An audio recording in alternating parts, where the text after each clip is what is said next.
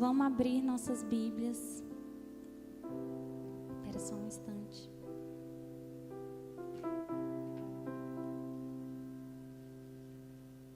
Em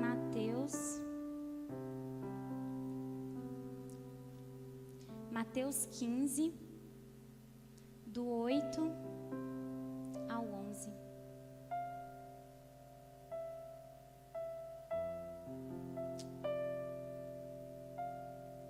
Mateus 15, do 8 ao 11.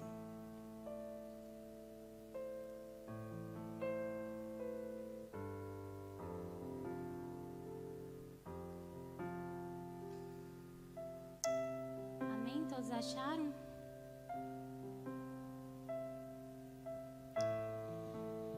E a palavra de Deus diz assim: Este povo me honra com os lábios, mas o seu coração está longe de mim. E em vão me adoram, ensinam doutrinas que são preceitos humanos. E no 10, e convocando a multidão, Jesus disse: Escutem e entendam. O que contamina a pessoa não é o que entra pela boca, mas o que sai da boca. Isso sim contamina a pessoa. Amém? Podem sentar, irmãos. Aqui, Jesus, ele tinha acabado de passar por Genezaré e ele estava curando as pessoas. E então os fariseus e escribas vieram de Jerusalém para Jesus, né? E perguntaram para ele sobre as pessoas, porque os discípulos estavam comendo e eles foram comer e não lavaram as suas mãos para comer. Então os fariseus e os escribas, eles começaram a julgar aquilo, né? Porque era como, para eles, isso era terrível, né? Porque eles estavam se contaminando eles estavam se contaminando por dentro.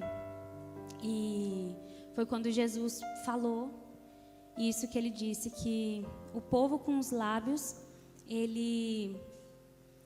o povo me honra com os lábios, mas o seu coração está longe de mim. E em vão me adoram, ensinando doutrinas que são preceitos humanos. Eu já falei aqui algumas vezes sobre o esfriamento espiritual e o que isso nos leva, que é muitas vezes adorar para os homens a Deus. Só que você está adorando a Deus para que os homens possam ver o que você está fazendo, e você não está fazendo com o seu coração para Deus. Então isso não vai chegar a Deus. E quando eles fizeram isso, era como se eles tivessem, eles começavam a honrar Deus com os seus lábios, mas na verdade o coração deles estavam totalmente impuros. E na palavra de Deus diz que o que sai da boca deles contaminavam a pessoa que estava falando, estava se contaminando com o que saía da boca deles. Mas eu fiquei pensando nesse versículo, e uma coisa que veio muito na minha cabeça é que quando nós temos algo dentro da gente e a gente se solta, a gente está contaminado por dentro, certo? Só que quando a gente está contaminado por dentro e a gente começa a soltar o que a gente tem dentro de nós, a gente começa a fazer o quê? Contaminar as outras pessoas. E logo mais embaixo, no versículo 14, a palavra de Deus diz: Esqueçam os fariseus, são cegos, guias de cegos. Ora, se um cego guiar outro cego, ambos cairão num buraco. Então, aqui a palavra de Deus está dizendo, eles eram cegos. E a partir do momento que eles abriam a boca e eles já estavam contaminados, eles começavam a contaminar outras pessoas também com o que eles diziam, porque eram só doutrinas e a doutrina não era de Deus, era dos homens. E eu separei aqui três coisas do que deveríamos fazer para não sermos essas pessoas, que são pessoas cegas, que estão guiando outras pessoas cegas para um buraco. E a primeira coisa é abrir os nossos olhos espirituais e aprender. E abrindo em Jó 34:4, a palavra de Deus diz: tratemos de discernir juntos o que é certo e de aprender o que é bom. Amém? Então, o que é abrir os nossos olhos espirituais e aprender? Eu achei esse versículo, eu fiquei maravilhada, porque eu já tinha escrito quando eu estava lendo, e eu achei esse versículo. E como que a gente vai aprender algo se não for com alguém? Não tem como a gente aprender assim, sem ter um guia. E se Deus for seu guia, glória a Deus. Se você já sabe como Deus pode te guiar, glória a Deus. Mas Deus também nos deixou pessoas abençoadas para isso. E jovens, procurem pessoas maduras espiritualmente para conselhos. E pessoas mais velhas também procurem pessoas maduras espiritualmente para conselhos. Porque aqui na Bíblia diz: tratemos de discernir juntos o que é bom. Opa, tia Érica. Tratemos de discernir juntos o que é certo. Então, às vezes a gente tem na nossa cabeça que a gente está fazendo certo e pronto, e nada tira dessa cabeça. Eu tenho muito disso. Eu vou falar para vocês que eu tenho muito disso. Às vezes eu falo assim: cara, não tem lógica o que eu estou fazendo, isso aqui não está errado. Pode ser coisa boba, tipo assim, eu vou ficar com raiva de alguma coisa. Já está errado aí, de eu estar com raiva. Aí, nossa, vou ficar com raiva de alguma coisa e acha que está certo. Então você começa a fazer coisa de acordo com o seu pensamento. Mas se não chegar ninguém em você e te repreender, primeiro, se não for uma pessoa te repreendendo, é porque ela não te ama. E ela não quer o seu bem. Ou porque você está andando com pessoas erradas. Porque a pessoa que só fala sim para você, a pessoa que só te apoia no que você faz, tem alguma coisa errada. Porque você não acerta tudo. E quando você tem alguém para te repreender e falar assim: cara, não está certo o que você está fazendo. Espera aí. E se o Espírito Santo te repreender, escuta. Escuta, porque o Espírito Santo não erra. Aí não erra. E às vezes a gente tem que também parar e aprender a ouvir. Ouvir mais Deus. Ouvir mais as pessoas que estão baseadas na Bíblia. Porque às vezes a gente tem um amigo, às vezes a gente tem um amigo de infância, uma pessoa que pode até estar dentro da igreja, mas ela vem com um conselho e automaticamente você pensa: cara, não tem base bíblica isso aqui. E quando você percebe isso, você tem duas opções: ou você foge, ou você vai falar: é mais fácil fazer, então eu vou fazer, e qualquer coisa eu falo que ela que me aconselhou desse jeito. Não, a responsabilidade é sua, o erro vai ser seu. A pessoa que te aconselhou, ela só está provavelmente tentando te ajudar. Então, que a gente possa tratar de discernir juntos o que é certo e aprender o que é bom. Aprender o que é bom nos olhos de quem? De Deus. Não é o que é bom pra gente. E às vezes o que é bom pra Deus é o que a gente não quer fazer. E aí como é que faz? Tem que fazer. Vai fazer o quê? Vai falar: não vou querer não. Amém? O segundo passo que eu coloquei aqui foi nos curar e aprender com o processo para ajudar a curar. Amém? Todo mundo entendeu? Nos curar e aprender com o processo para ajudar a curar. Muitas vezes a gente tem uma ferida e ao invés da gente cuidar dela, a gente esconde ela. Muitas vezes a gente tem uma ferida e ao invés da gente entregar ela para quem cura, a gente quer esconder ela ou quer curar do nosso jeito. Um exemplo disso é: você tem um machucado e aí você pega e machuca. Sabe quando aqueles machucados ele rala e tira a pele? Se você tira a pele dele e ele fica aberto e você coloca um band-aid, o que acontece? Alguém sabe o que acontece? Ele só vai ficar abafado, ele não vai curar. E você toma banho e coloca de novo. Com o passar do tempo, uma vez eu fiz isso por muito tempo no meu dedo e minha mãe falava: Lara, tira esse band-aid. Isso aí vai ficar mais feio do que já tá. Band-aid é só para uma ocasião. Tá sangrando, você coloca. E eu fiquei colocando. Gente, meu dedo eu achei que ele ia apodrecer. Eu não tô brincando. Ele ficou tão feio, porque ele não curava, porque ele estava fechado.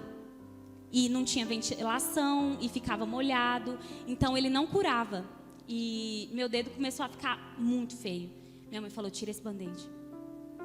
E aí eu tirei e minha avó me deu um remédio para eu pingar. Ardia. Gente, como ardia aquele remédio. Nossa! E eu fiquei desesperada. Falei: não vou pingar isso aqui. Só que eu já tinha machucado o dedo por minha culpa. Eu já tinha machucado o dedo. E eu fui colocar o band-aid, piorou. E minha avó me deu o remédio e falou: usa, senão seu dedo vai cair. Minha unha já estava caindo. E eu comecei a usar esse remédio. E ardia muito. E muitas vezes a gente é assim. A gente se machuca, a gente tem algo que precisa ser curado dentro da gente. E a gente fecha com band-aid, a gente esconde, a gente deixa. Não, ainda não é motivo de oração. Peraí. Não, ainda está de boa. Não é motivo de eu preocupar a Deus. E aquilo só piora. Mas quando Deus vem e trata, Ele trata com processo. E Ele cura. Arde, dói, mas cura. Então a gente tem que entregar. Em Salmos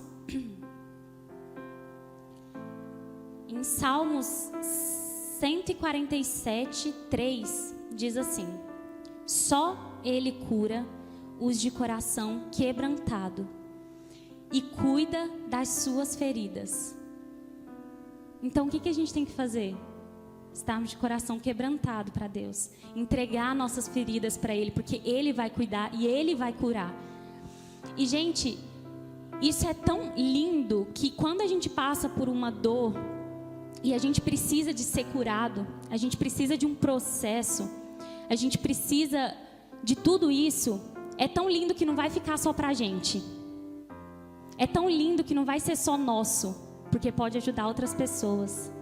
E pode ajudar outras pessoas no processo delas, como pode ajudar outras pessoas depois do processo para ela entender que ela não estava sozinha. Então você pode curar e você pode ajudar com o seu processo e com a sua cura. E quando a gente confia em Deus e confia em quem cura e confia em quem vai fazer, o que a gente precisa ter? Fé, né? Fé, né? Claro. Fé. E a nossa fé, ela não ajuda só a gente também. Isso é tão lindo. Porque em Mateus 15:28, diz assim: mulher, que grande fé você tem. Que seja feito como você quer.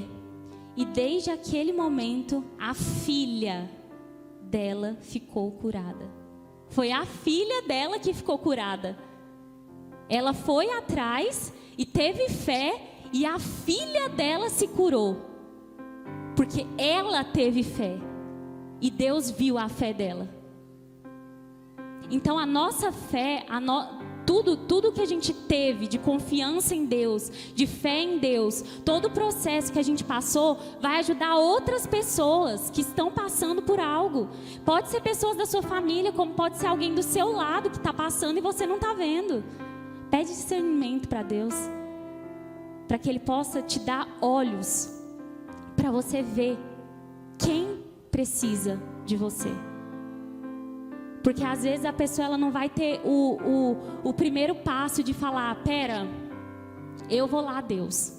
Mas se você for até ela, você pode ajudar ela a ir até Deus. Amém? E a terceira coisa que eu coloquei, e última, foi perceber que somos influência. Amém? Gente, isso aqui está dizendo aqui, cara, está dizendo aqui que os fariseus são cegos que guiam outros cegos. Para ele guiar outros cegos, ele tem que ter o quê? Influência. E mesmo você sendo cego, você tem influência. Imagina se você tiver os olhos abertos para conseguir mostrar o que Deus tem. Você pode guiar muitas pessoas com a ajuda de Deus. Muitas pessoas. E eu gostaria muito de abrir em Provérbios 9:9, que a palavra de Deus diz assim: instrua o homem sábio, e ele será ainda mais sábio. Ensine o homem justo, e ele aumentará o seu saber. Amém?